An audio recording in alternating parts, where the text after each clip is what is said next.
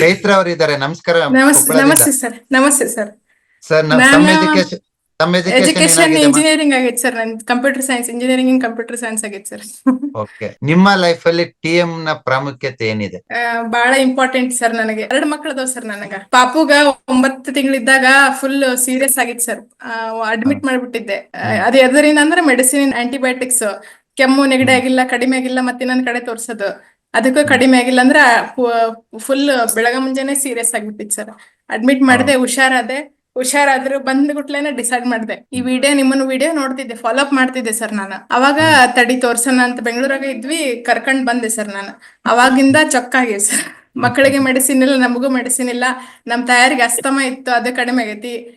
ಈಗ ಒಂದ್ ಕೆಮ್ಮು ಬರ್ಲಿ, ಇಲ್ಲ 2 ಕಿಡ್ನಿ ಬೀನ್ಸ್ ಹಾಕ್ತೀನಿ, ಬ್ಲಾಕ್ ಕಲರ್ ಹಾಕ್ತೀನಿ, ಇಲ್ಲಂಗ್ರಿ ಇದು ಪರ್ಪಲ್ ಹಾಕ್ತೀನಿ, ಅಷ್ಟಕ್ಕ ಸಾಲ್ವ್ ಆಗ್ಬಿಡ್ತೈತೆ ಸರ್. ಸೊ ಎಲ್ಲರೂ ನಿಮ್ಮ ಫ್ಯಾಮಿಲೀಸ್ ಮತ್ತೆ ನಿಮ್ಮ ಸರೌಂಡಿಂಗ್ ಸುತ್ತಮುತ್ತ ಎಲ್ಲ ಮೆಡಿಸಿನ್ ಫ್ರೀ ಮಾಡೀನಿ ಸರ್ ನಾನು. ಅವರಿಗೆಲ್ಲ ನೀವೇ ಡಾಕ್ಟ್ರು?